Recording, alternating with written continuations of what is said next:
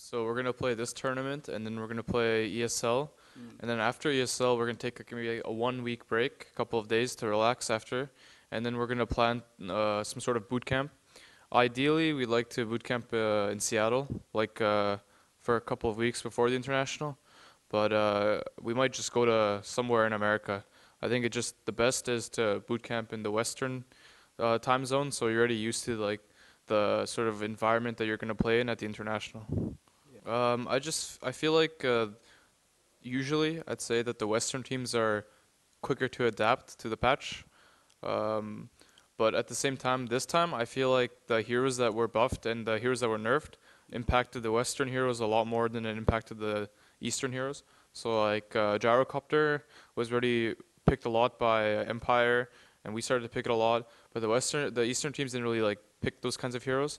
Another example is Wisp. Eastern scene, only like Vici Gaming really loves the Wisp. LG likes it a lot too, but not as much as like the Western scene, like Empire, C9, Secret. So in general, I feel like this patch is favored for the Western scene, just naturally. I think the strongest opponent for us at the international, it'll be one of the Western teams. I think it's going to be either EG or C9, but I feel like C9 kind of sucks in pressure situations. So if we meet them like in the finals of TI, I'd say that we have a higher chance of beating C9 than if we'd meet them in the group stages of TI. So, but EG, I feel like they get stronger in the pressure situations. But if I had a choice of a team to play at the finals, I would want to play EG because I want to play the strongest team that's there. I want to feel good when I win, rather than beating a okay team. I'd rather beat the best team.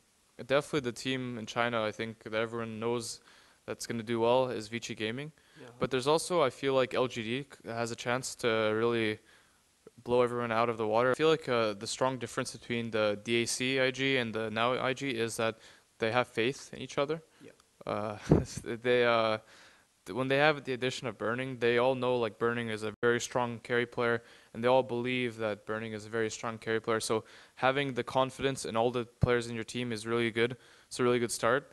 And now they've actually played a lot of tournaments together, and they've won a LAN, I think. Yeah, they have.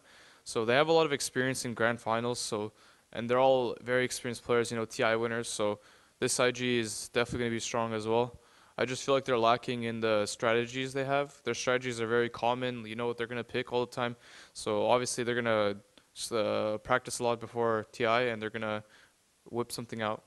We're all like we're all different because I'm like a Canadian. I have like Canadian culture, North American culture, and then we have like the rest Europeans. But like where they're from is they kind of reflects in their personality. Like the Swedish people are all quiet and stuff, and the German is like very quiet, but then also he's also very sneaky, you know. And then we have Estonian, true Russian, so he's always loud like me. I have some Russian roots too.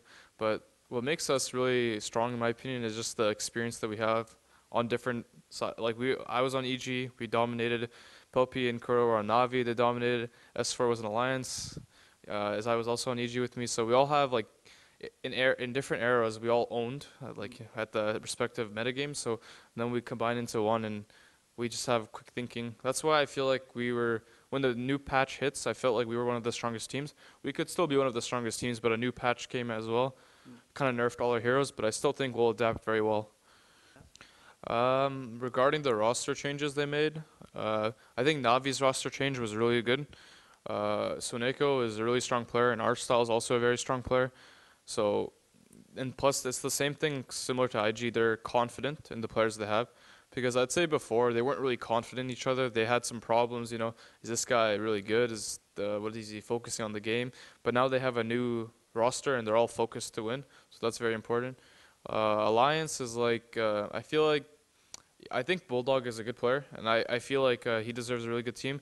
But the way they connected was not like it was just. I felt like there was a disconnection, and it didn't help that they were sort of relying on the Bulldog heroes, and they weren't able to draft them very well. So they had to play maybe a different style. Maybe they just have to connect better.